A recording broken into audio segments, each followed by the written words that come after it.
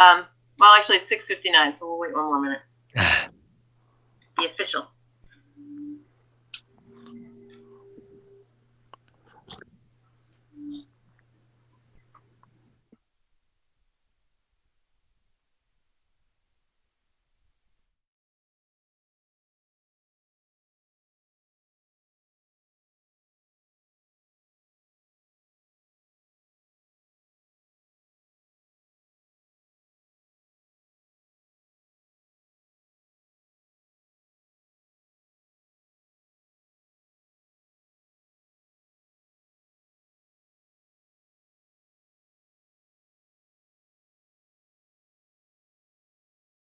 One school committee meeting to order. So welcome to the North Brookfield School Committee meeting.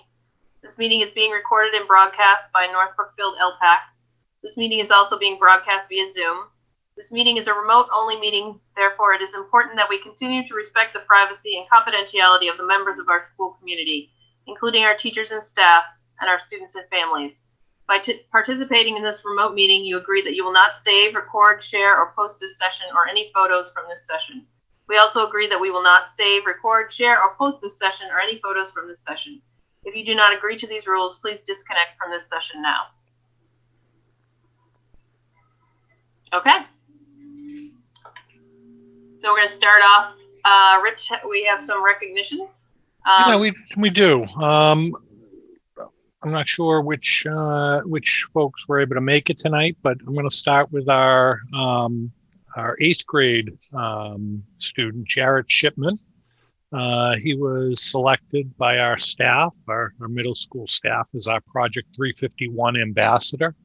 Last year, if you remember, we went through this. Actually, we've gone through it a number of years, but Project 351 was started under Governor Deval Patrick, where students from across the Commonwealth, one student from each of the cities and towns in the Commonwealth, were selected at their school level, using a variety of criteria, everything from academic achievement to good citizenship to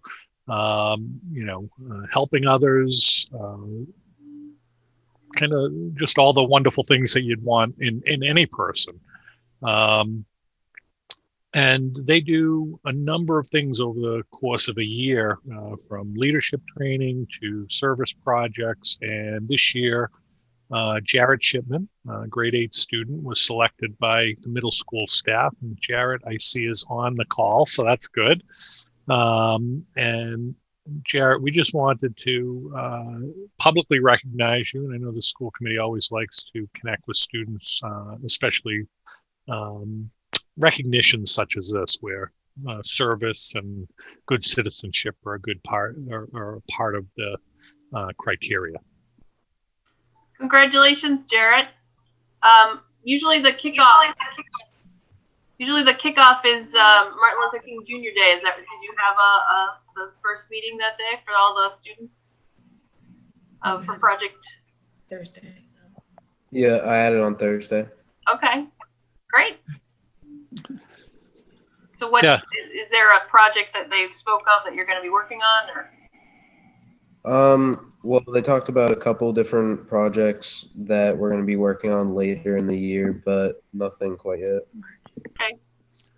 Yeah, it's a pretty new program given the COVID restrictions that we're in. They sort of adjusted on the fly last year. Right. But I think that a lot of the trainings and other things are going to be remote, and some of the things that Jarrett will do will be remote, but I know they're still trying to figure out some of the service projects and how they can connect with the community and get these guys out there and doing great work, continuing to do great work. So we're really excited about having another student from our school participate in this project, because I just think it's such a worthy project and so great for our kids to kind of meet other kids and connect with other student leaders across the state. So congratulations, Jarrett. Great job. Thank you very much. And you'll keep us informed and updated. Can let Mrs. Powers or me know what's going on. And we'd certainly love to have you back as, after sort of maybe the end of the year or summertime or whatever to sort of get an update on what you guys did during the course of this year. That sound Good luck, okay? Jared. I hope it's a great experience for you. Thank you. I think it will be. Super. Representing us, Jarrett. All right. Secondly, I'd like to recognize Cami Zalauskas. Cami has been selected as the superintendent's scholar. Again, this is a statewide. Every community, every school, high school selects a superintendent scholar. They are chosen in a variety of ways. It's really focused on academic achievement more than anything. Again, we're not sure what this program will look like yet. Usually there's a big awards luncheon and recognition gathering that occurs.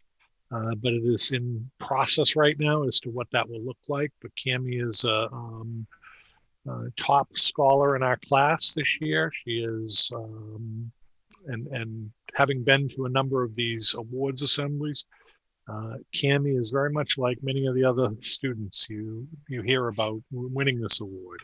You wonder how they actually can do all the things they do in 24 hours a day. From volunteering to work to, just ridiculously high academic achievement to a variety of awards that they received. So we're really proud of Cami. She's done a lot of great work, and she's doing great work this year, her senior year, and is in the college search right now, trying to figure out where she wants to go and what she wants to do. So I don't see her on the call. So no, I don't see her either, but congratulations to Cami, and I hope that they're able to figure out a nice celebration for the kids. It's a great honor for them. I know I remember the past couple of years seeing the articles about it and stuff. So. Yeah, it's really a great afternoon for these students who give so much during the course of their school year to get back. And lastly, I'd like to recognize our John and Abigail Adams Scholarship Award winners. This is for students who excelled on MCAS testing. They scored in the advanced category. They're eligible for a wonderful scholarship at any of our state colleges or universities. And we had several winners. We have Michaela Bokus, Paige Grushy, Isabel McGeechee, Paige Milkman, Summer Simpson, Alexia Wharton, and Cami Zalauskas also as John and Abigail Adams Scholarship Award winners. They are, again, recognized for scoring in the advanced category, being in the top 20%, I believe, of their class, and just, again, amazing scholarship during academic scholarship during their time at throughout high school. They will, again, be offered the opportunity. I'm sure their parents would be excited to hear this, to get a huge financial award for their at a state college or university. So congratulations to those students. And again, I don't see. Oh, Megan joined us, which is good. So congratulations to all those students. It's obviously they worked very hard at their studies, and also congratulations to their parents for supporting them in their academic studies as well. Absolutely. And then lastly, in terms of recognition, January is National School Board Appreciation Month. And I just wanted to take a quick minute to thank Maria, Tim, and Ruth, who are on the call, and to Deb and to Elizabeth. Thank you for your service with the North Brookfield School Committee. It is a thankless job filled with a lot of really challenging decisions. And I appreciate the time, energy, and effort and thought that you put into those decisions.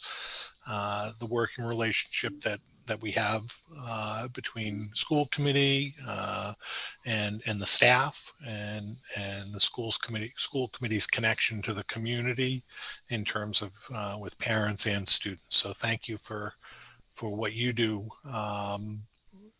every day as a school board member. Thanks. It isn't entirely thankless. It's great to see the benefits that come to the students when things go well. And they often do go well. So anyway. Well, that is good, and you're right. It's not thankless in the scope of the positives that do come out of it, but challenging. I won't say thankless. It's challenging, and so it's much appreciated from myself, definitely. Well, thanks very much for that. And moving on to Student Advisory Council update from Megan. Hi, Megan. Hi, how are you? Good. Okay, so we've been working on a few things. Not much, though, because this is like the slowest time of the year for Stuco. So our merch, we are planning on selling out the final items of the Indian merch that we have in our school store, which includes t-shirts, lanyards, cups, bracelets, and a few sling bags. And the prices will be posted on our Instagram page in like a few weeks. We are also planning a polar plunge. We usually participate in the polar plunge when we attend Hyannis, but this year we are hosting our own. We've so far raised $200, and the date is still to be determined. And then where are you guys going to be plunging? Just out of curiosity. We either think Lake Lashaway, if it's not frozen, or somewhere else, like maybe a local another pond or something. Okay. And then we're also going to hang. The e-board's going to make a bunch of small hearts to hang around the school and put quotes on them for Valentine's Day. Great. So you're looking for donations for your polar plunge, right? Yeah. And what does that go to support? Special Olympics. Oh, okay. Mm-hmm. Great. Yep. Thank you. If you wait long enough, Megan, you guys can wait till it's warm out. Yeah. There you go. All right. Thanks, Megan. Thank you. I don't think we have any correspondence. Or Yep. We got the minutes. Oh yeah, sorry. So we need to approve the minutes. So I need a I'll move to approve the minutes from last month's meeting. I second. okay, all in favor? Aye. Aye. The 3-0 approval. That's great. Thank you. So no correspondence that I'm aware of. No. The budget presentation you're going to do later, correct? Yeah, in a little while. Okay. And it doesn't look like there's anyone from the public that is currently calling in with us. No school committee reports, so moving on to financial reports.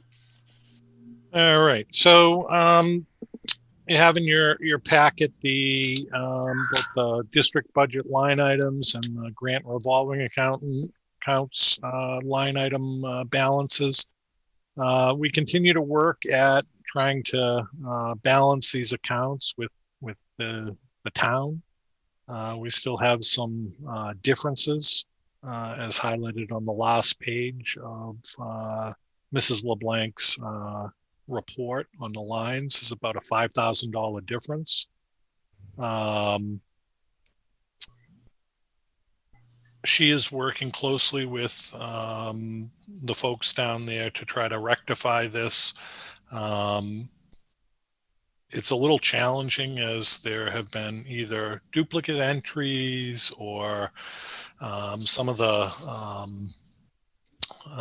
transfers that you've approved in the past have not been made, or they were made from improper one line to the other, and it was the wrong line that they took from or they put it into. So it's really trying to dig back and work it backwards, from where were the mistakes and when were they made, and was there a second mistake after that or a third mistake? I know that Mrs. LeBlanc has worked really closely with the folks downtown to get there, and she's certainly frustrated by some of the inaccuracies in the reports that she's providing to you on a monthly basis. As you may recall, I did freeze the budget. I don't know, maybe a month or so ago, maybe 6 weeks ago now, and things are actually we're really in pretty good shape. Obviously, other than the balancing piece, we're about halfway through the year. We are in good shape in our district lines. There's nothing that's sort of way out of bounds that we didn't expect in terms of things that are above or way beyond what they should be, particularly those larger accounts, the salary accounts and things like that. They are right where they should be. Some of the smaller accounts you will see, spending at 115% or something like that. But, maybe there was a few $100s in the account to start and we spent $50 or $100 more than was in the account. And that's often the case. We're doing the budget months in advance, and we're estimating the costs and we're estimating things we need. It's not significant in any one area at this point. We watch closely year after year things like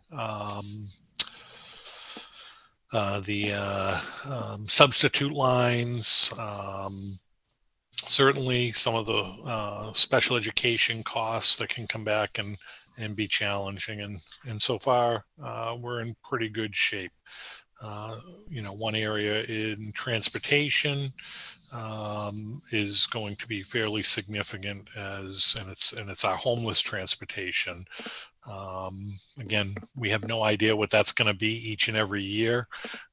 We put a number in there, and if a student happens to need those kinds of transportation services during the course of the year, it can be rather significant depending on where we're transporting them from and to our campus. So that can definitely come back, and we'll keep an eye on that, try to make sure that we're aware of what's going on with that, and we stay ahead of it. Just so you know, we budgeted, I believe, $2,100, and we are currently $7,000 over that because we did have an unknown homeless situation arise. So we're gonna have to make some adjustments internally to cover those costs, and we will do that from one area to another where there was less spending. So, but that's an area we're definitely keeping an eye on. My hope is that as we move towards the second half of the year, that we're looking at our FY21 budget and how it can support our FY22 budget. That is the only way we're going to be able to manage moving forward, just given the projected numbers that school districts that we'll talk about in a minute with the FY22 budget. In terms of the grant and revolving account lines and accounts, again, things are very much on track. We have not spent a significant amount or taken in a significant amount in some lines like our athletic user fee or our buildings, our facilities revolving account, because we haven't had anybody in our buildings to collect money, and we haven't really had expenses related to those to spend out. We continue to closely look at things like circuit breaker and the preschool account, because those are accounts we use for offsets in the coming year. So those are things that we're really going to have to keep an eye on and make sure that we are bringing in what we should and you know, preparing for next year. Same thing with some of the federal grants. You know, our special education grant, our Title I, Title IIA, Title IV. Those are our regular sort of entitlement grants.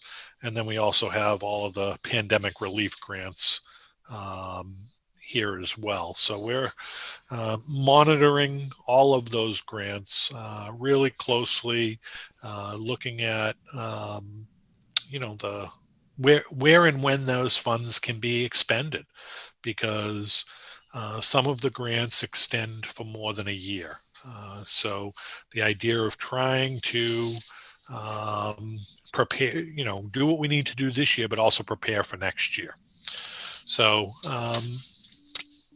have the report. I'm happy to answer any questions if you have any. Nope. Okay. All right. So on to my report. You have in the packet the reopening update. So later in the agenda, we will have the adjusted or revised MOU for you to consider that we negotiated with our teachers and ESP associations. It is really the revised was to MOU was to address the student learning time regulations, the emergency regulations that were passed by the Board of Elementary and Secondary Education in December. We had to adjust the way we were doing things to make sure that every student had a minimum of 35 hours, or every student averaged across the grade levels 35 hours over a 2-week span. I think we worked really closely with our Teachers Association and our ESP Association, the leadership. We dispersed sort of the development of what those schedules would look like to the school level and to the age range level. Essentially, we put together sort of schedules that we felt met the needs and the regulations for grades 1 through 3, 4 to 6, and 7 through 12. So there were kind of a number of groups that worked to really pull together and meet the required student learning time regulations, which went into effect last Tuesday when we got back after the long weekend. We needed to meet those new regulations, which were significant for us, to add 51 minutes per day of live instruction, knowing that live instruction is in person or remote live instruction, synchronous instruction. And we couldn't add any more in-person instruction given our hybrid model and where we are with the virus right now. So it was really about adding synchronous instruction. And I think we've done a really good job of addressing the requirements of the regulations, but also trying to build, and maybe more importantly, definitely more importantly, build time in that supported students and families to what they needed. We've certainly heard through a variety of means that some kids were struggling, that families were struggling, parents were struggling. So building more live time in for the teachers and for teachers to see their students more regularly, even though it would be virtual, was overall a good thing. I think there is an adjustment period, and we're hoping that this helps out a little bit, even though it will be challenging for some as we get started with this. It'll be sort of redoing some of the schedules and habits that were formed over the first part of the school year. So again, it was a very collaborative effort, and I think we have something that meets the needs of sort of the different age ranges that we that obviously that you see grades 1 through 12. Pre-K and K are not included because they are not required to change those. So, Sarah and Jean, from a staff point of view, how do you think staff are feeling about it? staff at the elementary school are very positive about it. The only real complaint right now is just the technology and trying to figure out how to smoothly transition into the meetings, meet the kids while they have the kids in front of them, and then make sure that everything's working. So like Mr. Lynn said, it's going to take some smoothing out of the wrinkles, but they definitely enjoy having the students join in for some of these lessons, and the check-ins are real important to make sure that they have everything they need. So how's the class? I'm just curious. How's the classroom behavior of the kids that are in the class as opposed to when they're streaming with the kids at home? they love it. I think they love to see their classmates that they don't usually get to see. Before, the cohorts were always separate. The one time that sometimes they would be together would be on Wednesday mornings, but now they get to see, the other half of their grade 1 class or their grade 3 class. And there's definitely a kind of a best behavior almost when they have the other students in front of them. It's cool, it's new, it's different. So hopefully that it's not just a honeymoon period, and we'll see that continued beyond just the next couple of weeks. So Cool. And I'll share that at the high school, very similar for the Wednesdays, because all the cohorts came together. It was a unique situation I think teachers were adapting to, but again, really great for the students to see one another.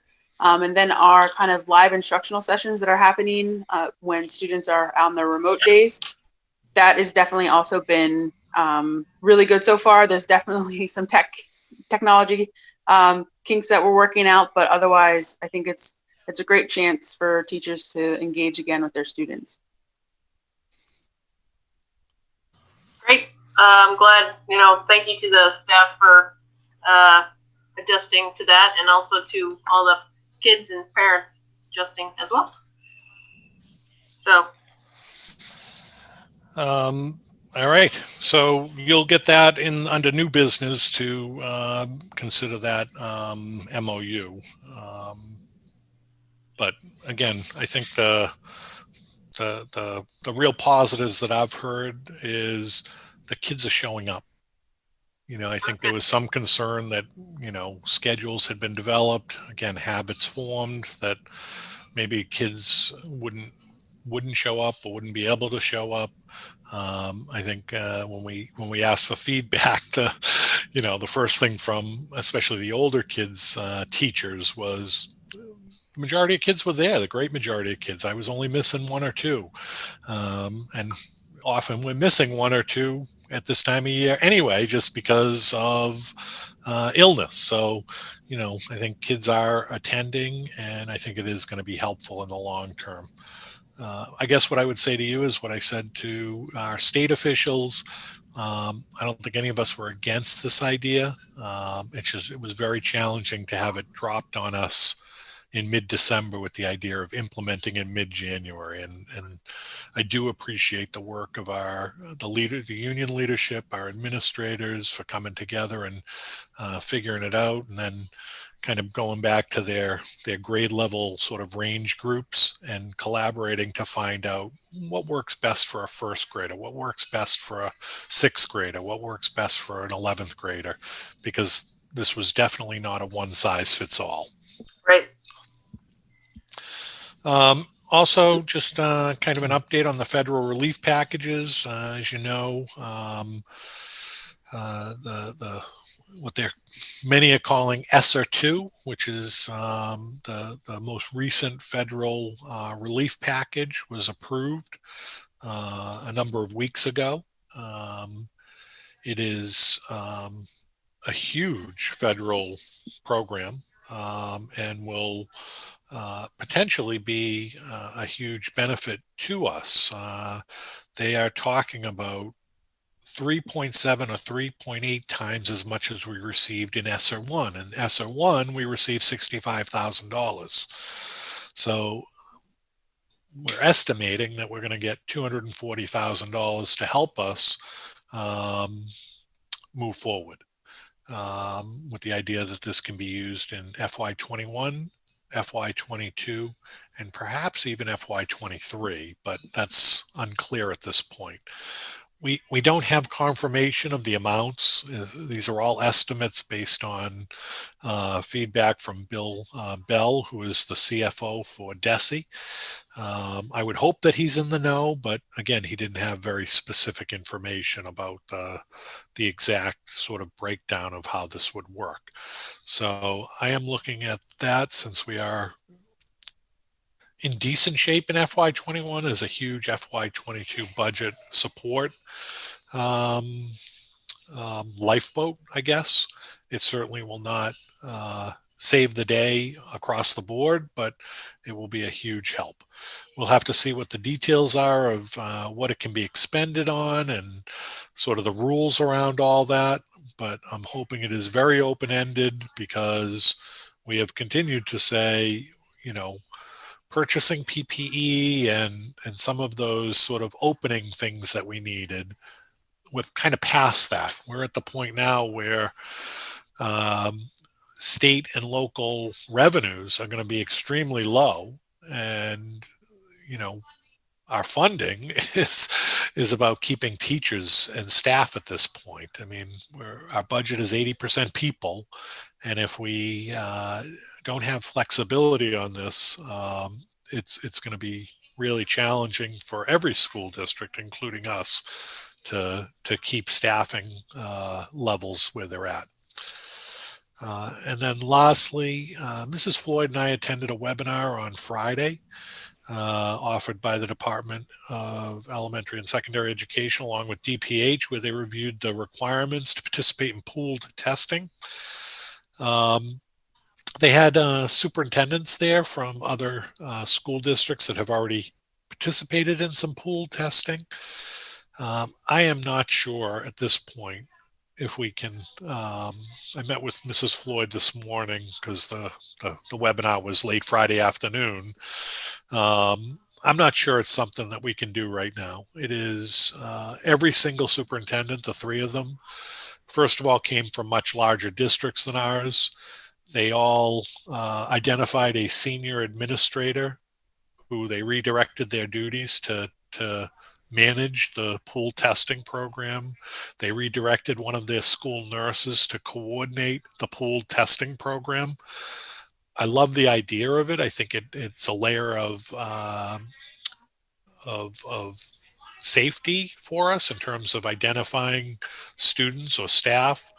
But I don't know how we can physically do it, logistically, in terms of the people and in terms of all the requirements that they went through to do. Was there any conversation or suggestion of school districts working together? I mean, say like if we were to do it with Spencer's Brookfield or something like that. I mean, is that? We submitted questions, and some of them they were able to answer, and some we'll get back to you. And so that was submitted as a question. We haven't heard yet what they're going to do and how they're going to do it. But it's one of those things that I can't really.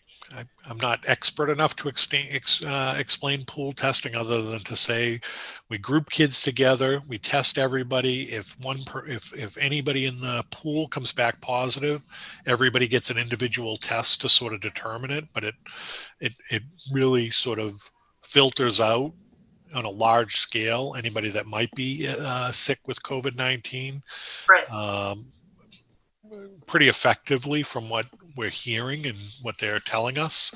They have a lot of hope for this in terms of helping schools return to more in-person learning. So it would be great if we can do it. If we're on our own, I don't think we can do it. Right. That's why I was curious. Yeah. I mean, we're not the only. That's a great question. Right. And so I don't suppose you actually have any details on this either, but just because they just announced today that educators, school staff they're moved into the phase 2 of vaccines. Yeah, I have nothing because I spoke to Trevor Brusso from the Board of Health on Friday. He has heard nothing. He's contacted. Well, I just announced it today. So. Yeah. He's contacted them several times trying to get school staff on there. He was hoping to actually, he's called to ask me if we were able to host a vaccination site. Would we be able to use the school facilities? And certainly we would accommodate that, for the community good, Right. in whatever way we could. I know we had spoken about a couple of different possibilities. Certainly it wouldn't be while kids are in attendance, to have people coming through. We just couldn't do that, but there Sure, are I mean, some like other you did the flu, options. you did the flu clinic. Right.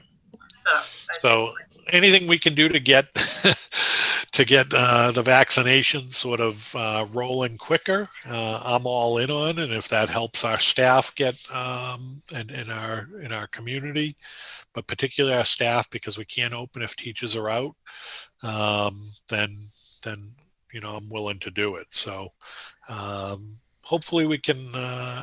We hear sooner rather than later what the plan is to get educators tested in a coordinated effort. Hopefully it's a little more, okay, I don't know, great. Thanks.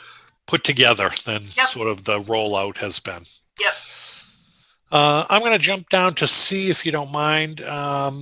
School branding with herd strategy. So Ms. Tucker and I met with Jake Messier.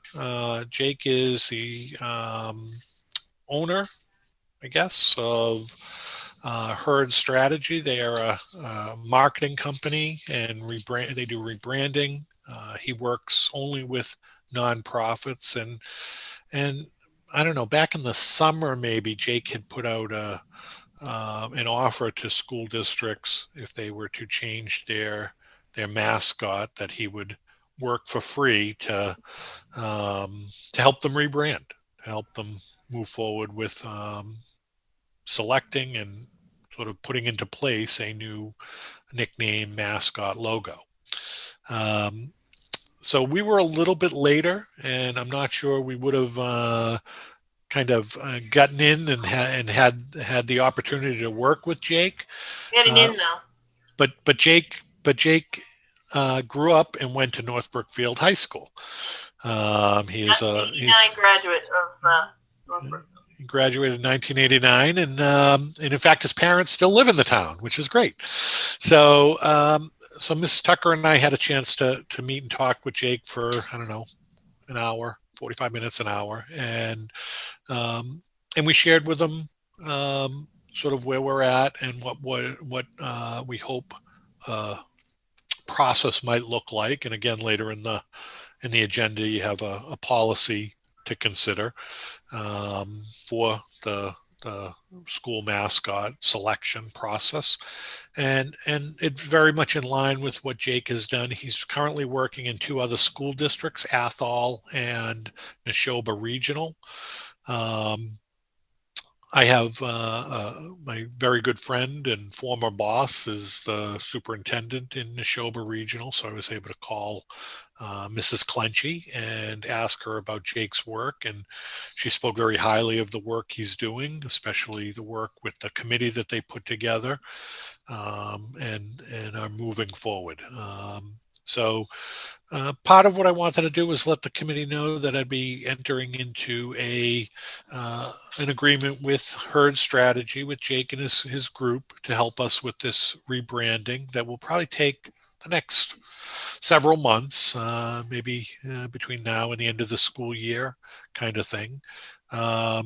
Jake will work with that group to gather information from stakeholders, certainly students, parents, community members, staff, about what they would like to see in a nickname, mascot, logo, and then he'll work, because he has the sort of the art department to go with it, to put it to paint to paper, so to speak, and develop what our new logo or mascot would look like. I think it's a wonderful opportunity to work with a professional organization that does this type of work. My hope is that we have participation on a committee with students and staff and community members and parents to do this work. certainly have spoken to Mrs. Powers, and she's going to lead this group, and we'll reach out to a variety of stakeholders and stakeholder groups to get representation so that we can move forward with the kind of the next phase for North Brookfield's nickname, mascot, and logo. I shared the agreement with you. Certainly, if you have any questions about that agreement, please let me know. My plan is to work with Jake as soon as possible. Certainly I'll ask you to give you some opportunity to read through the agreement before I connect with him. But hearing none, maybe in about a week, I'll reach back out to Jake and start this process. But I think it's a great opportunity, and Jake's looking forward to it because, again, this is his town. So he's excited to be part of that. Well, we appreciate, because it was a very last minute request, actually. I think I sent an email on December 28th. And as Tim put it very colorfully, we were like the people that went into the store 5 minutes before it closed. So we were lucky. Yeah, we appreciate the fact that the herd strategy company is willing to work with us. So yeah. So yeah, it'll be an interesting process and a good process, I hope. Yep. So I'll go to the next piece, which is our preliminary budget presentation. I'm just going to share a screen with you so that you can, let's see, hopefully you guys can see that.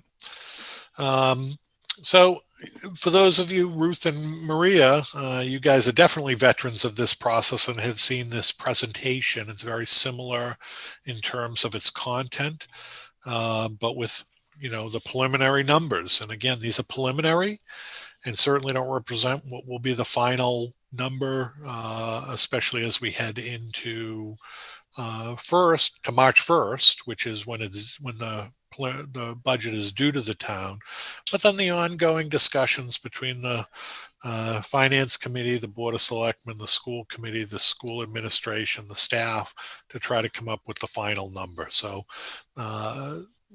this is kind of our first shot at what we're doing. All right. So as always, we try to build off of our district improvement plan with our mission statement and vision statements. That is only a little over a year old. Feels like forever ago that we did it, but it really wasn't that long ago that we started that process of district improvement planning.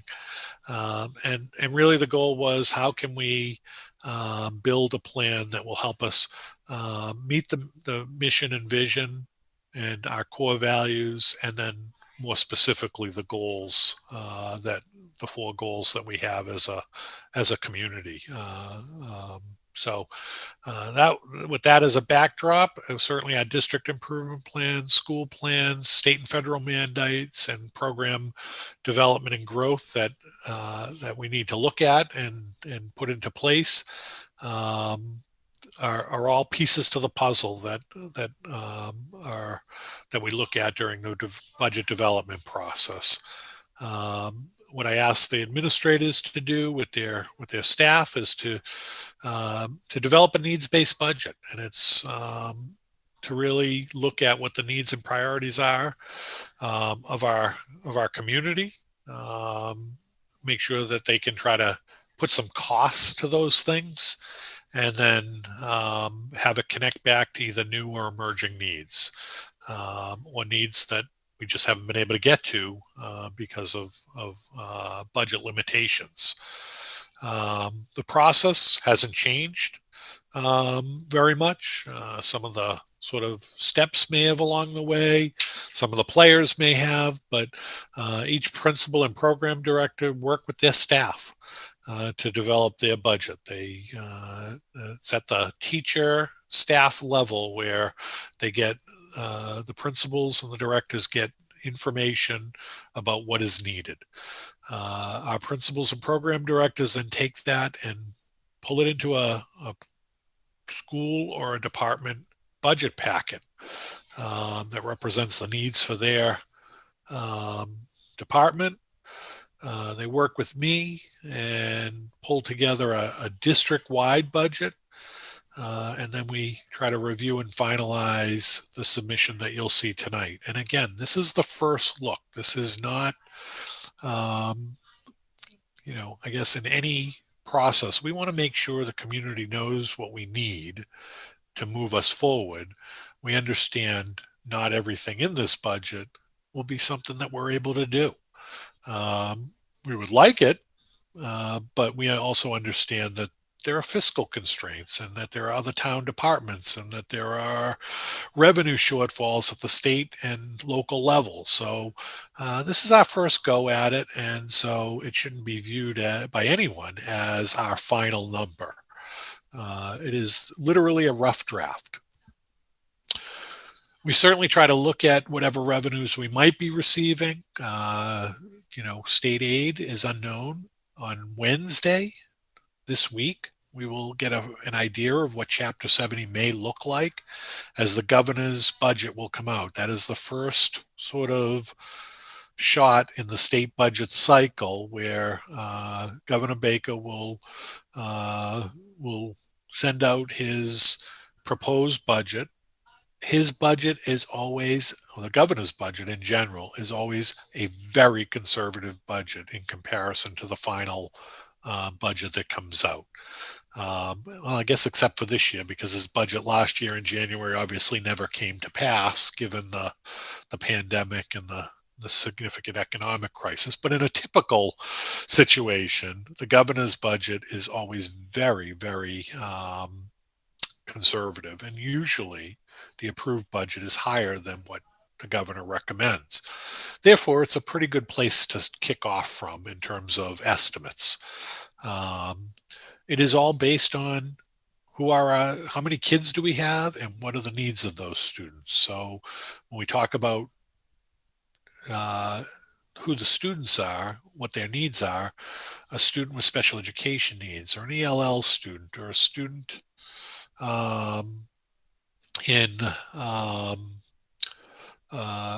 that from a variety of groups, there may be more money associated with those students to help pay for some of the services and programming that they need. State and federal entitlement grants, they are usually designed to either support a specific group of students or a specific type of program. Title I is around economically challenged students. IDEA is for special education students. Title III is for students, English language learners. And then you have some of our other grants like Title IIA is really a professional development grant. Small rural schools, because we're considered a rural community under federal standards, we're eligible for that grant. The next piece to the puzzle is local contributions in the form of property taxes. And this is the most challenging one because every year a community is limited to a levy of 2.5%. That's the Prop 2.5 that has existed since about 1980 and often hamstrings what local communities can do in terms of paying for the services and other programs within the town, not just schools, but senior center, library, etc. Towns that participate in Prop 2.5 overrides are few and far between because no one likes having their property taxes raised. And I'm not unlike many others. I don't like it when I hear my property taxes are going up by 2.5%, never mind if there's a Prop 2.5 override, which allows communities to go higher than that. However,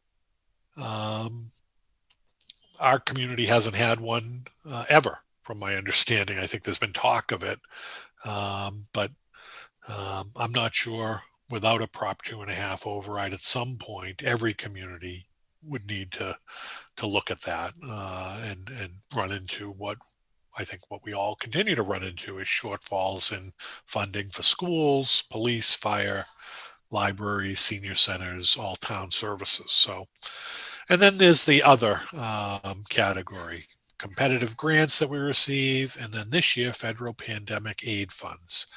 So that's where our funding comes from. And we try to piece it together in terms of what we have for revenues and then prioritize what we need. So as I said, Chapter 70 funds really are based on how many kids you have and who they are. Again, you've seen this over the years. If you've seen this presentation, I have whatever it is, eight or so years there to show you the sort of the changes. This year we're 524 kids. We're down 46 kids. That is really tied to several numbers. The first being in this first column, we have 11 less kids at Bay Path. That is just a matter of the number of kids applying and you know, sometimes it's based on our total population. If we don't have a large 8th grade class, sometimes we don't have enough applicants, or kids who have been there for a year or two who decide it's not right for them and come back. So our out of district number has remained flat, which is very good. I'd love to see it get lower, but we certainly don't want to see it get higher. Our charter school number has increased by a few. Our school choice out has gone up by 6, and our school choice in has gone down by 12. But the big number that really has changed the 524 is the number of students who have chosen, whose parents have chosen homeschool for them this year. We went from 22 last year to 52 this year. The great majority that I've seen, and I see them all, and Mrs. Powers can sort of maybe jump in if I get this wrong, but the great majority that I've seen has been parents who've made the choice around the pandemic, that have said specifically, we've chosen to homeschool our child for this school year during the national health crisis. So we're hoping that we see a lot of these students come back, but certainly that has been the real tipping point. Certainly we don't like to see the number of school choice in kids go down or school choice out kids go up. The number of private school students went up by 5. That's because a lot of the parochial schools opened in full. Same thing with the charter school, the old Sturbridge Village Charter School. They opened up and were able to do full in person. So those are our numbers. I mean, they are what they are. We certainly want to see them improve. I know there was some talk about the huge number of school choice kids out, and it certainly went up, but it certainly didn't go up at the level that I think people thought based on the budget number. The budget number from the cherry sheets that the town was very concerned with is really related to special education costs associated with some of those school choice students. It's $5,000 per student for school choice out that North Brookfield pays to another town. But if that student has significant special ed needs, we are the district of fiscal responsibility. So if they need additional services or programs, we need to pay for it as a town, even though they're going to school in another community. So that's how that works. And that's the significant change in school choice out that we saw, because it's certainly not in the total number of kids. 6 additional kids isn't good, but it's certainly not sort of unheard of to have it rise or fall by 6 students, as you can see, based on the historical data. In terms of Chapter 78, this is a new slide this year. Again, I wanted to give you the 8-year sort of look at how Chapter 70 funds have increased or decreased, so that you get a sense of, what kinds of costs, we are experiencing. The state government sends us a message every year, a notice every year on what we should assume for inflation. And this year it was about 2% in our budgeting. And as you can see, Chapter 78 does not go up by 2% a year to cover those types of costs. In fact, this year from last year it was flat. But again, this is kind of the push around the Student Opportunity Act that was all the buzz last year when it passed, and the governor was looking to fully fund year one before the pandemic hit. Again, the governor has recently come out to say he plans on fully funding the Student Opportunity Act this year. I hope that's true, and I hope it has an impact for us in terms of Chapter 70 funds. Actually, I had forgotten to look into this. I know that the rural school aid was funded at a higher level in the Senate budget. Hadn't thought to check the governor's budget if it was included or not. Did you have that'll be out Wednesday, so we'll oh be yeah, able to that's do right. that. Yeah, we'll be able to do that Wednesday, but hopefully it is funded at its levels. I mean, it wasn't. It was something. It's a little bit more, and it would be nice for them to really recognize rural communities, but I guess baby steps. But again, if inflation's 2% a year and Chapter 78 is going up at these percentages, and these are not, these are less than 1%, all of them change each year for us. It's just not sustainable. But hopefully this Student Opportunity Act does change that. And again, just to give you a sense. I mean, to be perfectly clear, the Student Opportunity Act didn't really help us out all that much. Not early. You're right. Not eventually. Early. Hopefully later it does. Right. And again, trying to give you the sort of the historical context. Here's the 8-year view of our budget over the last 8 years, starting in 2013. These are the approved town meeting budgets and the increase each year, and then the percentage. Essentially, these 8 years, we're averaging 1.2% a year. And again, if inflation's about 2% a year, you can see how we're falling behind. It just is, again, not sustainable for this. And this isn't, the town relies on property tax and Chapter 70 to fund the schools. And so, the overhaul is much needed. But we've fallen behind like many other communities in terms of budgeting, and you can see it in the positions and the programs that have been lost over the years. Again, just sticking with the entitlement, with the idea of revenues.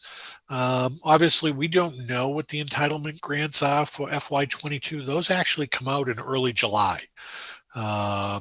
We don't know that. So what we do is we use the FY21 numbers for FY22 as kind of a placeholder. Last year, that hurt us because our total allocation in 2020 was $306,000, and our allocation in 21 for this school year was $301,000. We're short $5,000. So that has to be made up somewhere because it's included in the budget as offsets, these title grants in various programs. A couple of things to point out. There was a significant drop in these early childhood grants. Fund code 391 and 262. There used to be 2 grants for preschool that totaled $15,000, and last year was the last year for one of them.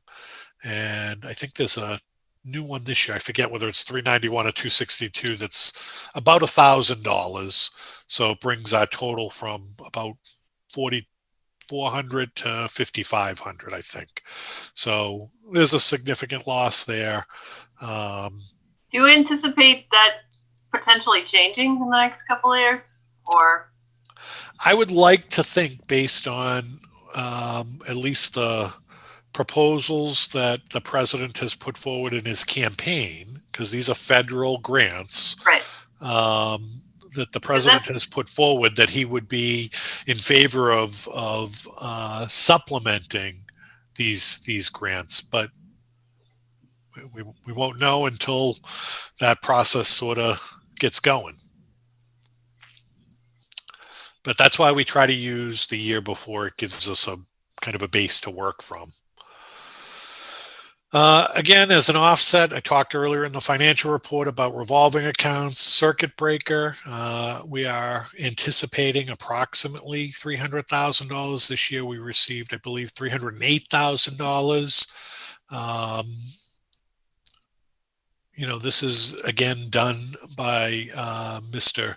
Minucci in like the May-June timeframe is when we actually do that work and submit it to DESE for their approval, and then we get feedback from them as to what the actual number will be.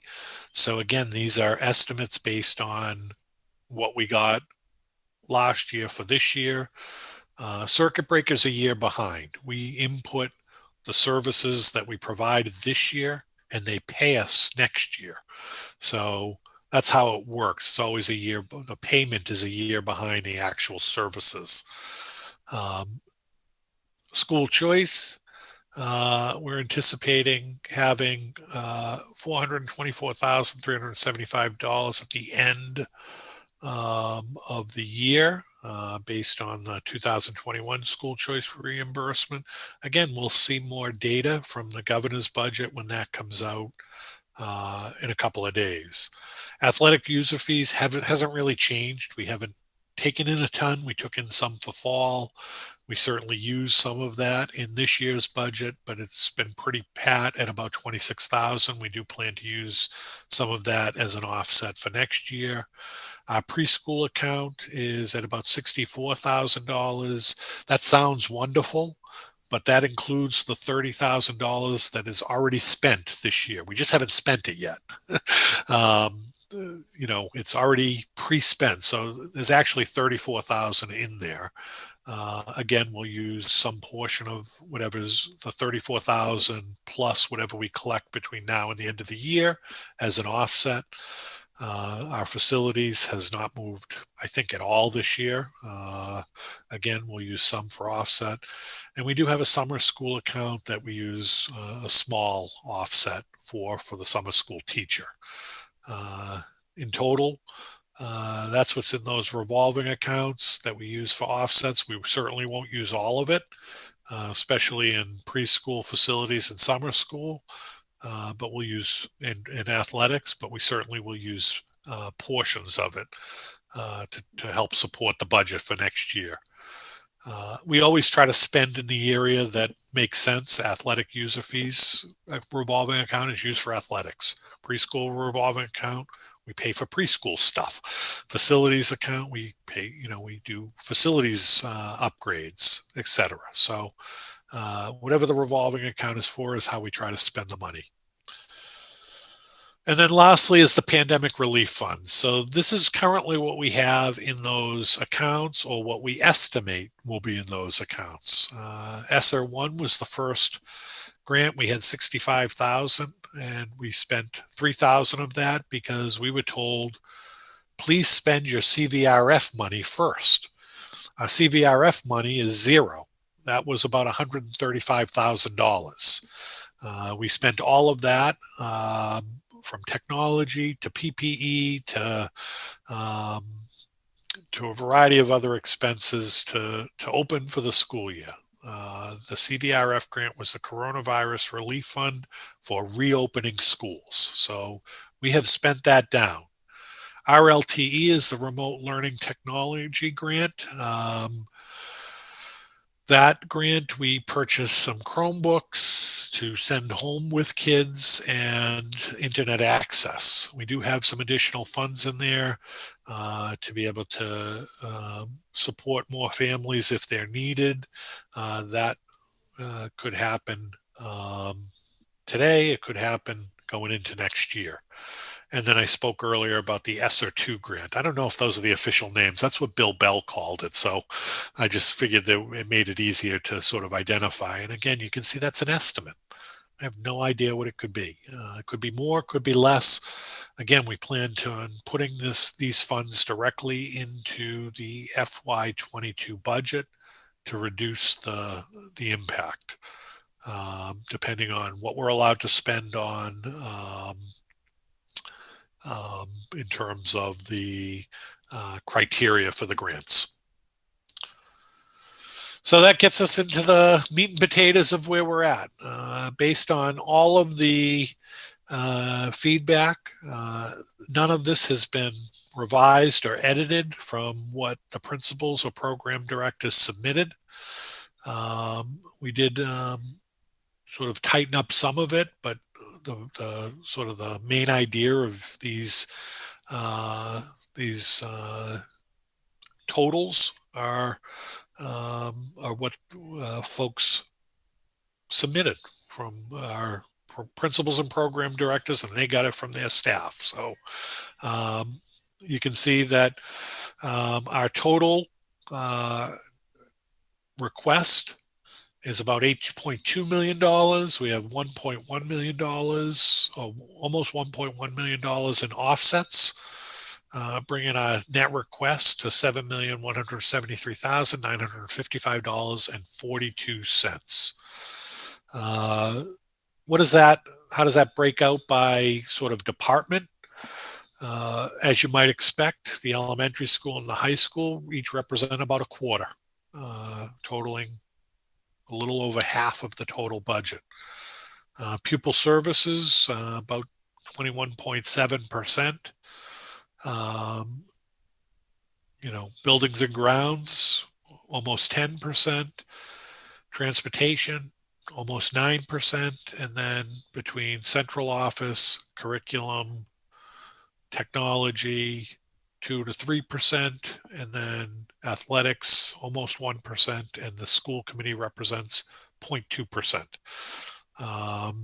So not atypical of any year that we've seen in the past, or even other communities. Very typical for what you might see. Just want to remind people the school committee budget is for what again? If you want to please remind people what that is for. So school committee, our little piece of pie is for. So the school committee budget has several pieces to it, and it's not very much. The total is, let me just grab it so that I have it in front of me. The total is $16,700. The recording secretary to take minutes and post minutes for school committee meetings. $500 for professional development. School committee members are required to attend certain professional development trainings, and then all of the district's legal services. So basically the district council is housed within the school committee program budget. Our district council helps with anything from negotiations to various legal situations where we need legal advice. We have an attorney that we've hired to do that work, and we have $15,000 in that line. And in various years, we might go over, we might be under, but that's about what we spend in a typical year. I think last year, maybe the year before, we had a couple of bargaining units to deal with in terms of negotiations for their contract. So I think it went over that year, to be honest, because we had more negotiation sessions. So here's the summary. You saw $8.262 million request, gross request, minus the almost $1 million offset. We also subtracted out the COVID relief funds, the pandemic relief funds that we are looking at supporting the FY22 for a net request of $6,867,455.42. That is about $700,000 a little over $700,000 more than what was approved in FY21, which represents an 11.5% increase. We know that's a big number. We know that that is most likely not a number that we will be receiving, but we believe it's really important to tell the community what we think we need to continually improve our school district. Like anything, we will only buy what we can afford. However, there's a couple of things to remember in this budget, and I'll go over those now. So what's driving our budget? There are three main drivers to that increase.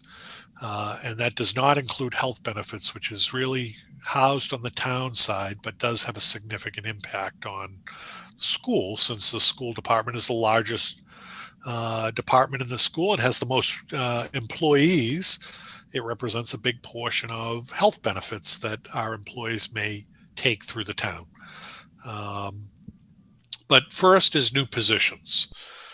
We have 3 new positions on here. The bottom 2, we actually hired this year.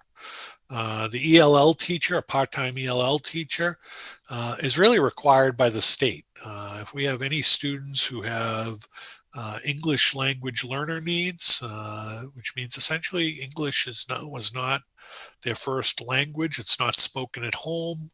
There are a variety of criteria to determine whether a student is an ELL student. But we're required to provide instruction with an ELL teacher. So we used some grant money to make it possible to pull that on last year. And if you have questions about that, Mr. Minucci can certainly answer it. He actually just finished one of the reviews that Desi did that he's talked to you a couple of times about was an ELL review. And we are in process to meeting all the requirements that they put forward in the feedback to us. And this was part of it. The second, we brought on a whole heck of a lot of technology. And to be able to operate all this technology, all this hardware and software, we brought on a part-time computer technician position. Again, we used some grant funding, some coronavirus relief funding to be able to pay for that this year. But we do think it's important that we continue that because the technology is not going away. And to keep this stuff running, we need someone who's dedicated to doing that work. There's just not enough time in the day for Mrs. O'Hara to do all that. And certainly for some of us that try to help, there are just things we can't do. But the last position has been in the last budget, maybe the last 2 budgets, but I know last year's was a math coach. And really that stems from kind of our experience with our reading coach. We shifted some of Mrs. Pratt's duties a couple of years ago to really support our staff. And I think what we saw there and what's represented in the research was just really a great growth in our programs. I think it's one of the reasons why the elementary school received the Massachusetts Reading Association Exemplary Reading Award, because we have someone that's focused on helping teachers be better at teaching that subject. And I think the whole idea of a math coach at the elementary school follows that model. How can we support staff to be better at that practice? So those new positions total $93,498. Second one is contractual salary increases. And I know many people will look at this and go, oh my God, look at the increases here. And I think what people would be missing are a couple of things. First and foremost, the teachers and the administrative team all did not take their salary increases for FY21 to support programs and make sure that we continued to have the number of staff we needed to do the work that we needed to do. However, that doesn't last forever. The district has contracts with these folks, and so these represent 2 years of increases for FY22. The ESP total, they did get a 2% increase. However, we did have to bring on a couple of positions, including one ABA and one instructional assistant position to one, to support a student who required it in their IEP, and two, to support the remote program for the students that were all remote. So a great majority of this is tied up into those two positions that we needed to add. Individual employment contracts went up by $12,000. This is really made up of a bunch of very non-related jobs. The HR business assistant, the confidential secretary, the part-time confidential secretary, BCBA, behavior intervention specialist, Ell Teacher, although it's not included in this number. It's on the new positions number. But the increase is really tied to Mrs. LeBlanc's position, the HR business assistant. Mrs. LeBlanc also refused her 2% increase in FY21. So it is represented here as a double increase. And we did increase by 1 hour the confidential clerk secretary at central office. So that represents about $6,000 of the $12,000 increase. Our custodians are at about 3%, but the total comes out to $316,592 increase in contractual salaries, or a 6% increase. Big increase, absolutely. But it's really 2 years of increases that are tied into that. And then the last sort of driver is transportation. Special ed transportation went up significantly. We have a couple of new routes based on placements, and transportation is frankly very expensive, as you know. And the second is our regular transportation went up by $60,000. $53,000 is tied to a wheelchair van with a student who requires transportation who is in a wheelchair. So those are costs that are things that you can't predict are going to happen, but do. Rich, I have a question on the transportation costs. Sure. Is this based on anticipating similar transportation rules to what we're doing right now, assuming the pandemic rules will still apply into next? Yeah, so the transportation for the pandemic rules hasn't really hurt us. If that's what you're asking, it's really the two new routes based on change of placements for some of our special education students, and a new wheelchair van. Otherwise, these are the contractual amounts that we are bound to with the transportation contract. I don't know if I answered your question though. So I think we didn't have to add any buses, Tim. We did not have to add any buses this year. The number of kids who are taking the bus dropped, so we didn't have to add buses, so they were spaced apart. So this is just what we pay because, it's expensive. So. Yeah. And again, these aren't things with the wheelchair van we started this year, and it's money that we have to find within the 21 budget to pay for, because again, it's required. Same thing with some of our placement changes. Those happen based on student needs, and if they have placement changes, there's a change in cost to transportation if they're further away or require something different within their transportation.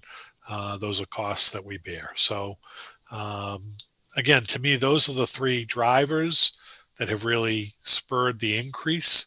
Talking about $514,000 between those three areas, and our total request increase is 708,000. So, we do have some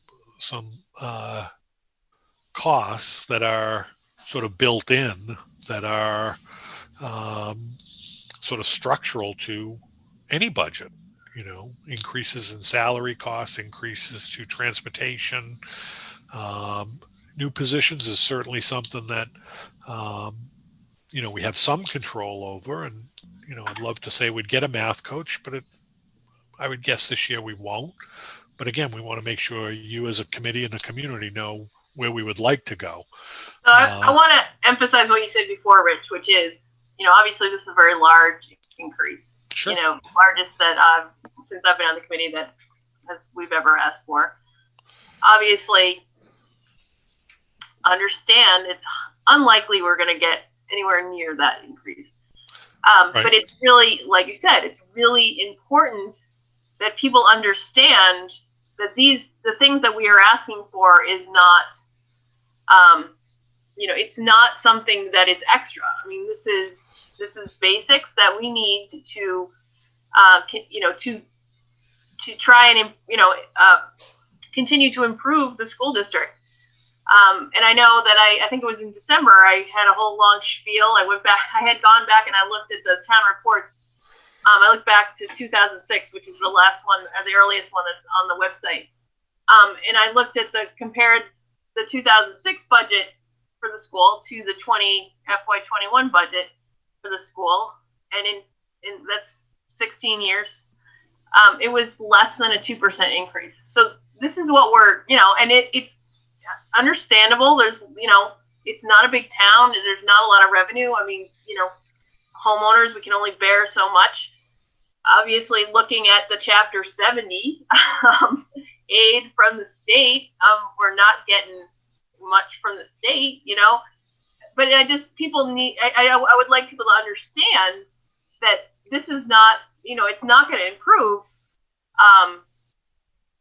if we just sort of keep accepting, minimal increases. Or, I mean, we have to accept minimal increases, right? And so what are we going to lose because of that?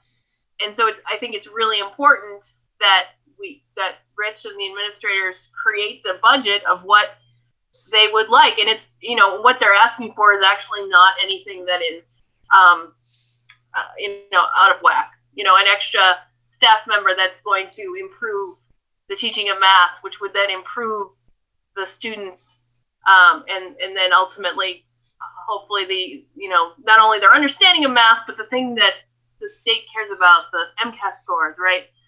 So, I mean, those are the things that's how we're going to try and improve the school district and the education here. So, I just would want people to understand that.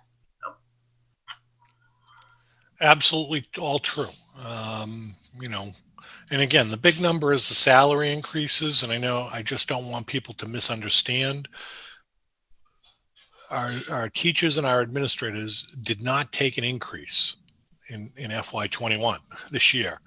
Their salaries were flat, and they were all contractually entitled to an increase. And but I think asking people to do that year after year isn't. That's you can't do business that way, because we have contracts with the union, with the administrators, to be able to. That's part of their job. So so we get a double raise. I mean, that's honestly how it comes across. But it's not a raise; it's cost of living. I mean, well, it's not even cost of living, actually. But. Right.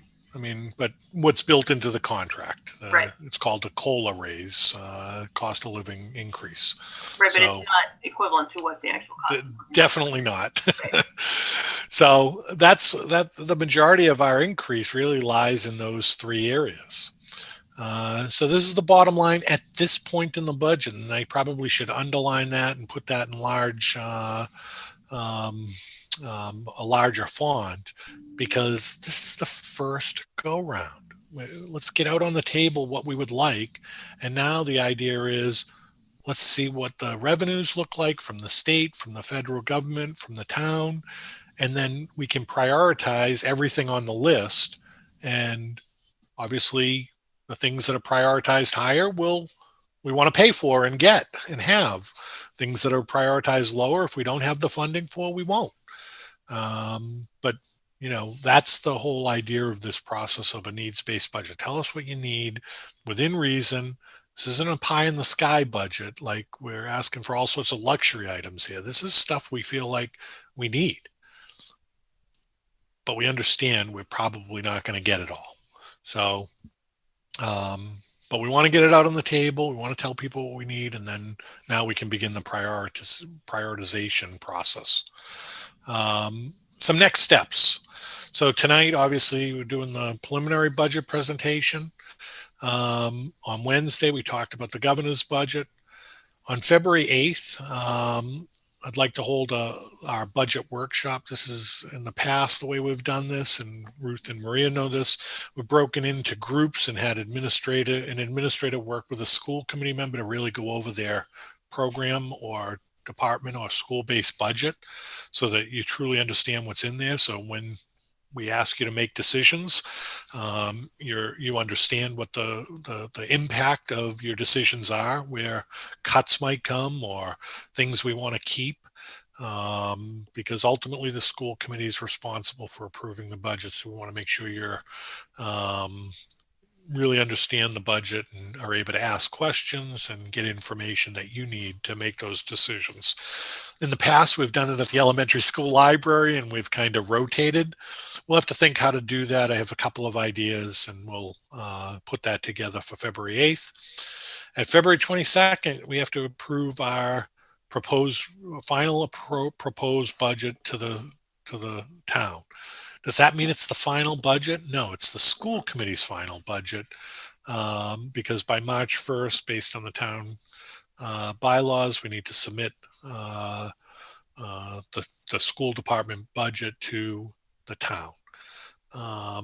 But between March 1st and town meeting, we would hope that there would be interaction between the finance committee and the school department and the board of selectmen, so that we can be part of the town conversation as to what the town budget will be, because we're a department within the town. And then in May, but really the town meeting begins, but in June, I think, is how North Brookfield has done it, where the vote for the budget actually happens. So that's kind of next steps. And if you have questions, I'm happy to try to answer them. I know I really covered a lot and I've forwarded you all that. So please dig through and get back to me with any questions you have, and we'll prepare for February 8th to provide you with sort of more specific information about each budget. If no one has any questions, I know that Ruth had mentioned she needed to leave by 9. I thought maybe we could just jump over the administrator reports and do the voting, just to make sure that all the items that we need to vote on, just to make sure that we get through that before 9 o'clock, if that's okay with everybody. Absolutely. So we're going to jump. We'll get back to you, though, the administrators, and we'll hear your reports. We're going to jump over to the policy that we have to look at for the mascot. So this is a draft policy that I shared with you at the last meeting around our discussions of the nickname and logo that, again, I stole from another district. I think adapted would be, wouldn't that be? Who was it? I said adapted would be a better way to put adapted. It. I stole it. No. I'm sure they gave you permission to do that. But it really defines a process that I think we've all sort of talked about on some level. The idea of selecting a school mascot, team name, even school colors or other identifiers that are respectful of diverse cultures and create a positive school image, that we don't use anything that's copyrighted by another team, school, company, etc., that represents our school in a positive manner, that it reflects in the school well, and that we do this with in a thoughtful way, that we have a group with the principal, and I've already talked to Mrs. Powers about running this group, 2 to 3 staff members, 3 students, 2 to 3 parents, and 1 to 2 community members.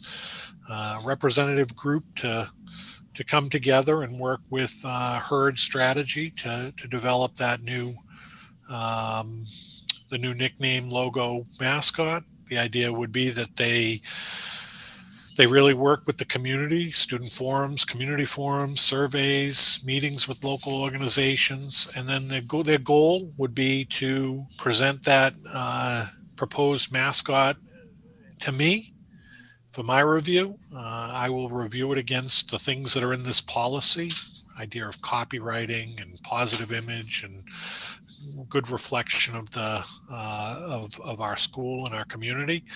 And if it meets those, I would forward it to the school committee for the school committee's final review and approval. And again, the school committee has the final say in this as to what the school mascot would be.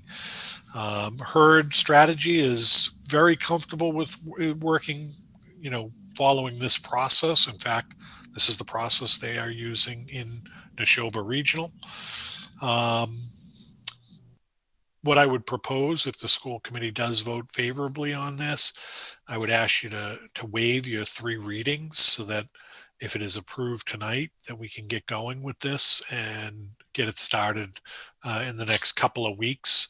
We can start identifying membership almost immediately, and then we can go from there. So Tim and I have seen this already. Ruth, did you have any questions or comments or observations about it? Nope, I'm good with it. Okay. Tim, did you have anything else other than the couple questions you had earlier? No, I'm good with it too. Okay. So are you both comfortable with then voting on this policy and tonight? Yep. Yeah, I'm comfortable with that as well. And I'm also comfortable with making a motion to waive the 3 readings. Okay, great. So, Ruth, you want to second that motion? I second. All in favor? Aye. Aye. It's 3-0 to waive the 3 readings. So now we would need a motion to approve the policy as presented. I move to approve the policy as presented for the new mascot. I second. All in favor? Aye. Excellent. Thank you very much. All right. So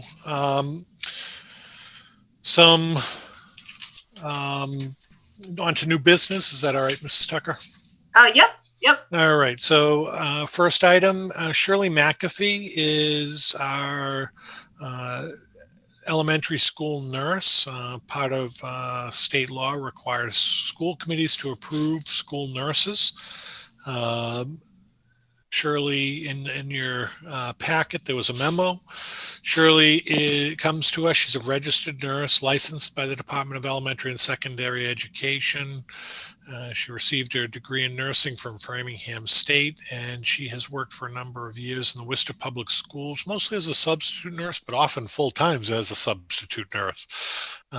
She comes to us. She's very excited about coming to us and being here. She's been fit in really quickly, developing really nice relationships with kids and staff. And Maureen Floyd, our nurse over at the junior senior high, and I recommend her approval. Okay. Any questions or anything about? I'd just like to put in a plug for her. She's really has come on in quick order and done a really good job. She works really closely with all of us in administration, and I think she's so far been terrific, and I think she's going to be a terrific nurse for the district. Good to hear. Thanks, Mark. I agree. Thanks, Sarah. All right. Well, we don't have any questions.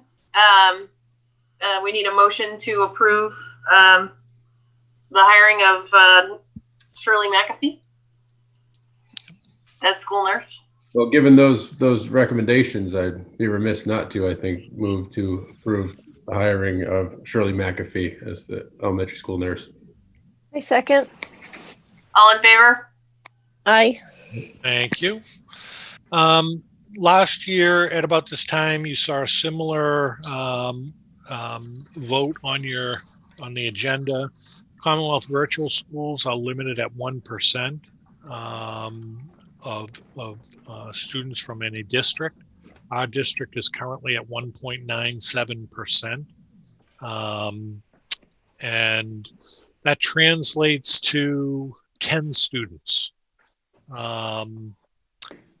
So the school committee could vote to limit any other students from attending one of the two virtual schools here in Massachusetts. Last year, I recommended that you did not do that. I think students having choices that make sense for them allows parents to pick the right, I guess, placement. Although it's a school choice number. Essentially, kids are school choicing to a virtual school. So the committee could vote not to allow any additional students with this vote that you're going to do on this issue. Either way, I have to report it back to the state. So, I mean, in terms of this year where kids, families might have made this choice for their kids because of the pandemic, there is no wiggle room, no understanding of that or anything like that from I think because it's Mass General Law, they have to send this out every year without a waiver from the legislature. It's sort of like MCAS. They have to, DESE has to do it unless there's the waiver. And so this is not something that they've waived. So the school committee has to either approve that kids may continue to enroll in virtual schools, despite the fact we're over the 1%, or say any future students from North Brookfield may not, or at least for the next year, may not attend one of the virtual schools. So, I mean, in your opinion, last year you mentioned that you felt it was better to, because oftentimes the kids that are enrolling, it's something that they benefit from it, and they're not, they don't necessarily benefit from the sort of traditional approach of going to school. Do you still feel that way? I do still feel that way because I think I may feel differently if we were a much larger district. 1.97, you say, wow, you're almost double what it is. That translates to 10 kids. We're not talking about, hundreds of kids leaving our district to go to the virtual schools. We're talking about 10. It's just not a huge number. Certainly I'd like kids to stay, but I think limiting the choice, I don't think is in the best interest of kids, I guess. Okay. I mean, it's the only reason, is that, of course, it is a school choice thing. But on the other hand, we don't limit, we can't limit someone choosing to go to whatever, another district in our area or something. So I guess I don't really see the fairness of it. Although, obviously, it is, again, a loss of money for us. But it is. Bruce or Tim, is there any thoughts or anything? I feel like if we're going to draw a line on this is probably not the best year to do that. That's true. Yeah. I agree. All right, so I guess I would need a motion to not limit it to 1% of our student population. I'll move to not limit to 1% the number of students who can attend virtual schools. I second. All right, all in favor? Thank you. Aye. We're just a bunch of rebels here. The next item is an important one. We have the revised MOA between the North Brookfield School Committee and the North Brookfield Teachers Association, which includes our ESP unit. Essentially what we did was we built in the student learning time, and the biggest change was from that is that our previous MOU said that teachers were not required to teach kids both live and virtually at the same time. So the union agreed to remove that. What the biggest ask from our teachers association was that on Wednesdays, when folks are working remotely, that they would have the opportunity to work from home and not have to come into school to do that work, because that was also in our MLU that people would have to come into work on the remote Wednesday day. And administratively, I believe teachers are better served coming into the school district, into their classrooms or offices. Their stuff is there, their focus is, I think, higher. But I don't think it's a huge ask to allow people to work from home,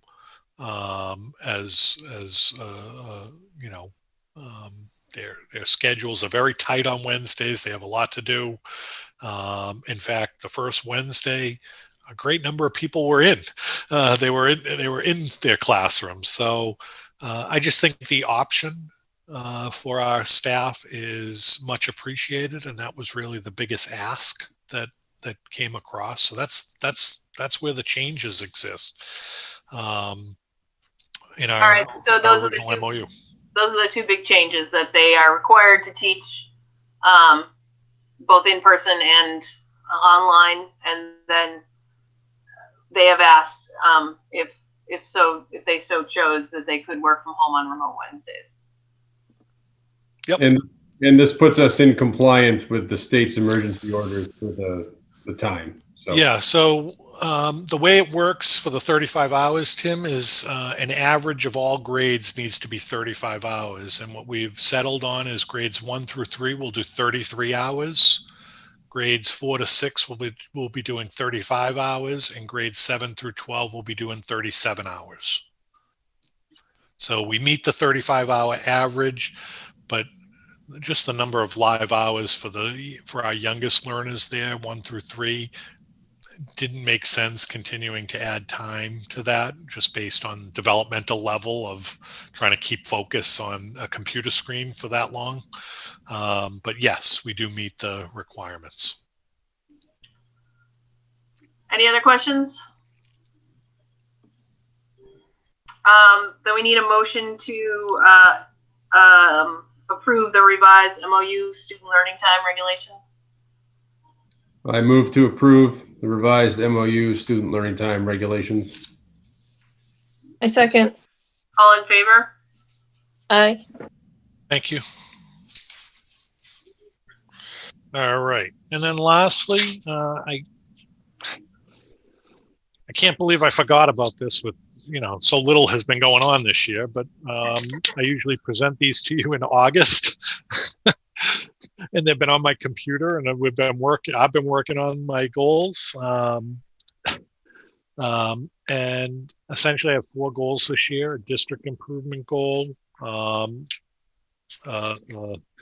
professional practice goal, a student learning goal, and lastly, a school improvement goal for the junior senior high school. Given the role that we've taken on. So the goals were really focused on a couple of things. One was reopening and staying open, given the pandemic.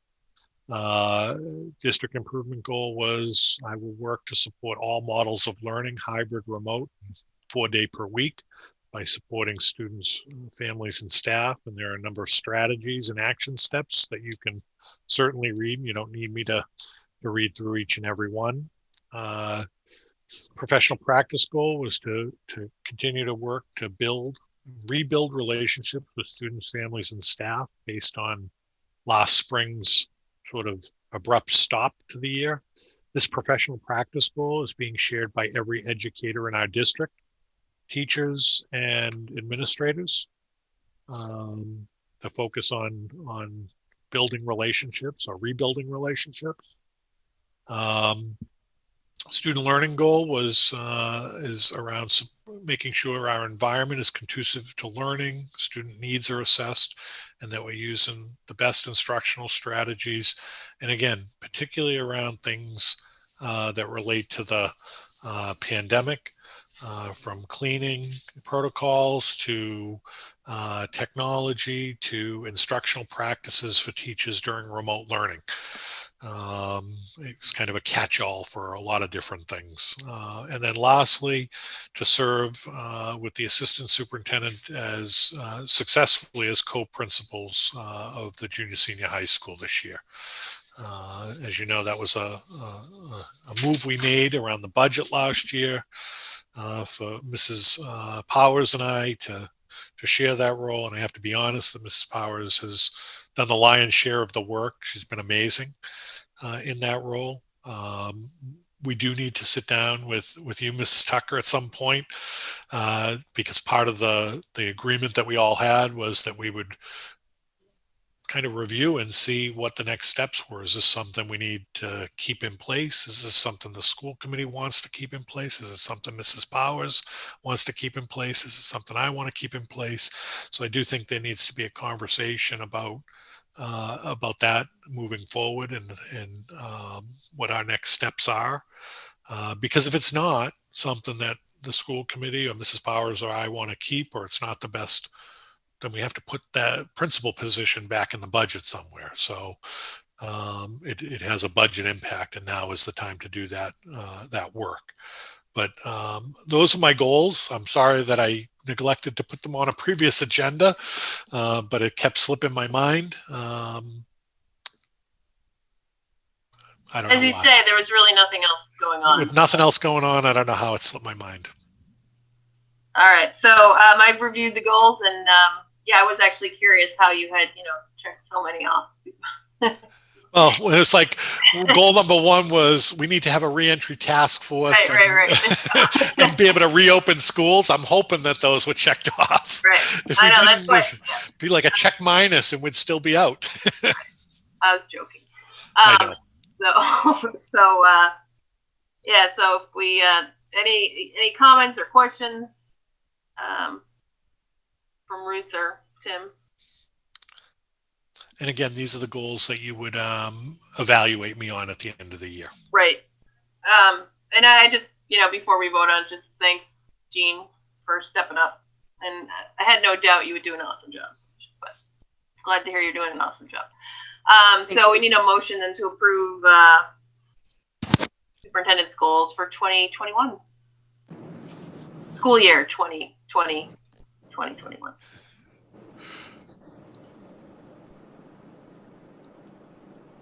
I'll move to approve the superintendent's goals for school year 2021. I second. All in favor? Aye. Thank you. And then lastly is the regular approval of the Southern Worcester County Education Report. This is the Q2 report that you have. You've seen Q1, you've seen the annual. This is Q2. So if no one has any questions, then we just need a motion to approve the report. I'll move to approve the Q2 report. I second. All in favor? Aye. Thank you. And I don't have any donations on this this agenda. All right.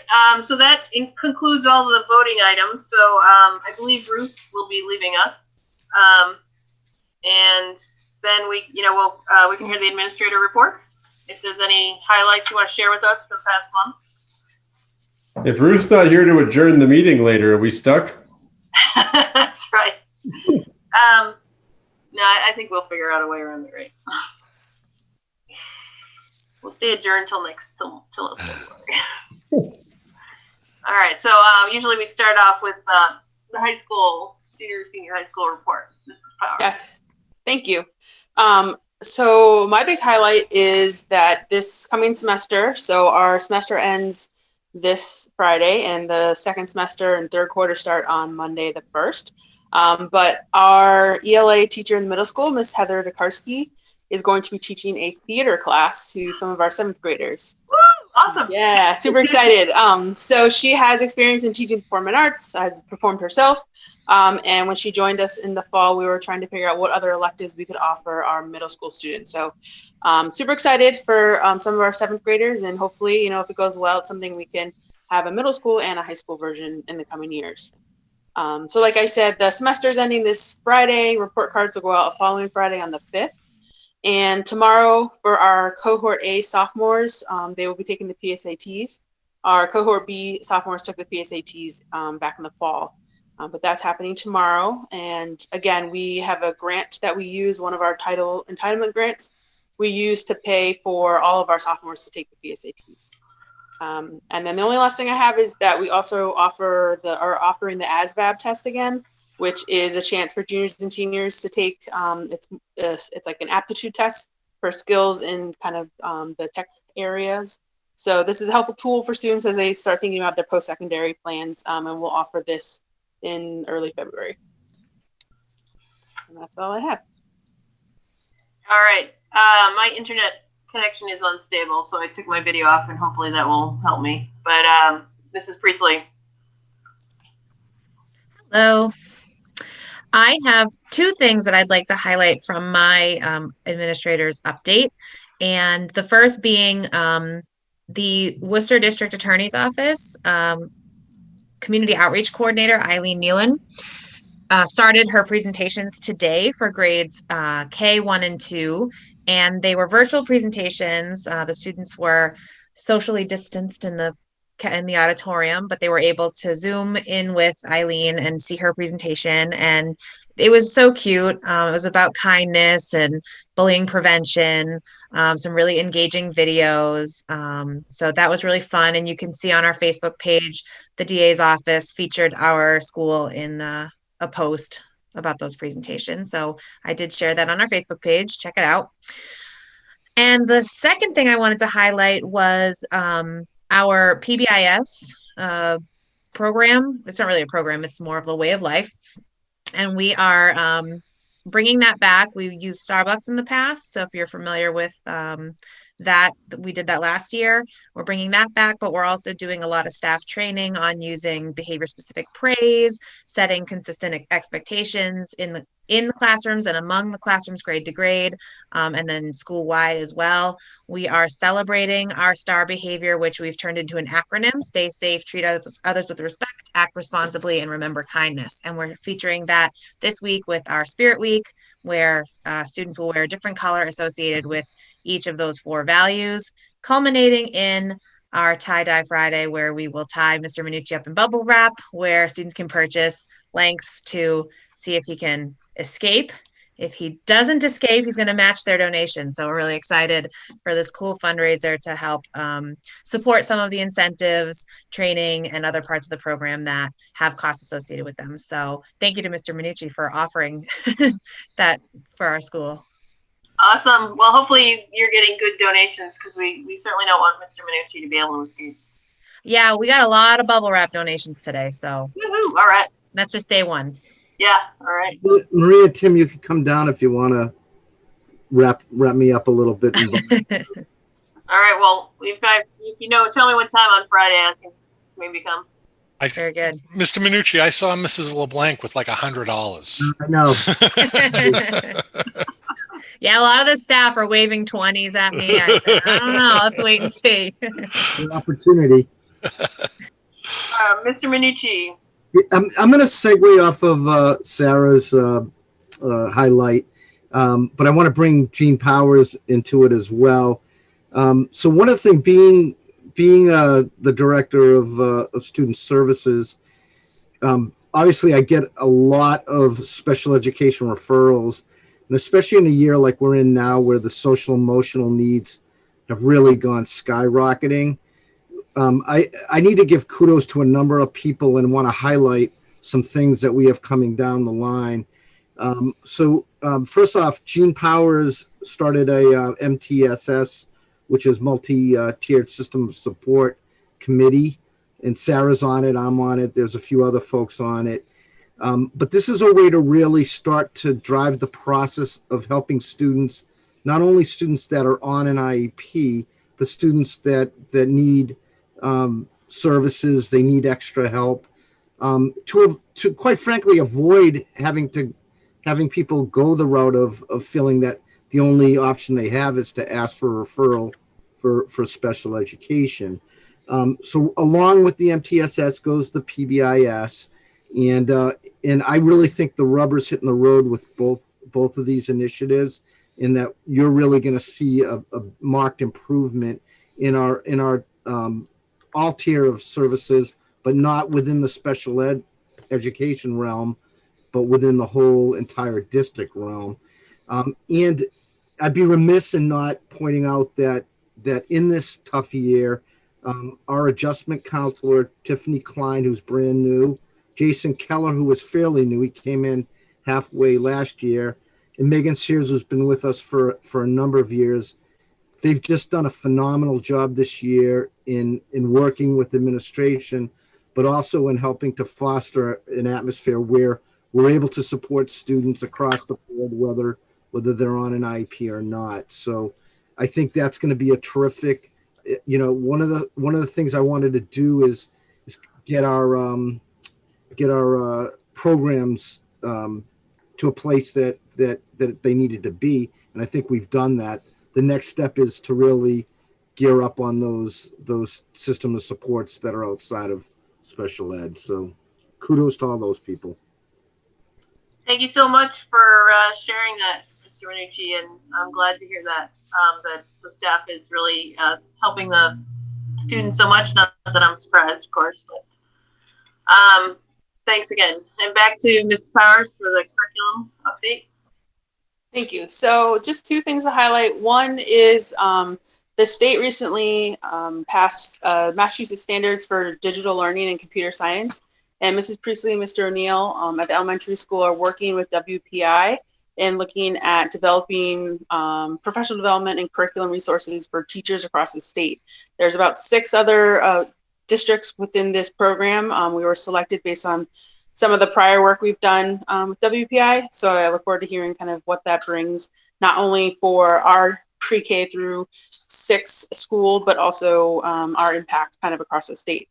And then secondly, just to highlight our professional development days, we have a half day left in March, but we recently had our day and a half. We had our full day of our PD pods on January 15th. And this is the second year that we've done this as a whole district. The third year we've done it all together. We started with the high school 2 years ago. But this is the first year that all of our PD pod leaders are in-house. I cannot say how much of an impact it's had to have actually all of the folks that are leading our professional development be colleagues to the staff that they're working with, and also be in the building day to day.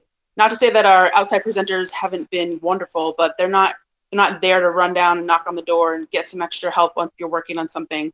And they're not experiencing the same things our teachers do. So just wanted to shout out to all of our PD pod leaders, Mark Minucci, Eve DePietro, Robin Pratt, Ellen Davenport, Channing Ford, Steve O'Neill, Sarah Priestley, Monique Dubuque, and Stephanie Martin.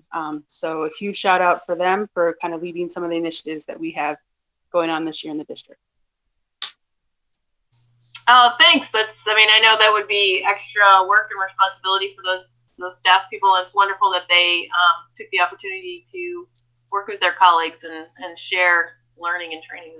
That's great. And I'm glad to hear it's successful. Yes. So in terms of, we have our technology update and also our facilities update. Actually, if you have those, are you looking at those right now, Rich? Yes, I got them. If you want to just... I'll go through them. So in Mrs. O'Hara's technology report, the October DESE reports that she submits have all been certified, which is wonderful. That is an amazing amount of work. She is now working on the next report, which is called the school attending report, and that's due by February 19th. We've also implemented the Zoom licenses that we've purchased so that staff, as they do this remote work, have access to Zoom's some of the features that will really help them do some of that work. And that's some of the glitches I think you heard about earlier, that people are just learning how to use Zoom's sort of enhanced features. And then lastly, we did finally receive the last order of Chromebooks that we put in back in September. 55 additional Chromebooks finally came in. We were really lucky to get the ones we got and get going. But the last 55 that we ordered have come in. And then Mr. Shaw's report. They have done a number of things. They have added antifreeze to both heating systems. This is a huge cost, about $20,000 to flush out and change the antifreeze to make sure that pipes don't freeze during the winter. Let's see. All of the univent motors and bearings for the univents at the high school classroom have been purchased. We've purchased Merford 13 filters that are in and have all been replaced at this point. So the upgraded filters are all in and set to go. And let's see. Oh, Mr. Shaw continues to work on the hallways within the elementary school. He just recently finished the central office lobby area, which is great. So that's his report. All right, very good. So I believe that's everything. And just before we adjourn, just once again, thanks to all of you for all of the work that you're doing this interesting year. And of course, also to all the staff as well, everybody who is working so hard to make school and education good for our kids. And of course, we'll just thank the parents, because parents are doing their best too. So speaking as a parent. So Tim, I guess motion to adjourn and we'll be done. I move to adjourn for tonight. All right. I say I second the motion, and then we all in favor? I think you got everybody shaking their head yes. All right, there you go. All right. Thank you.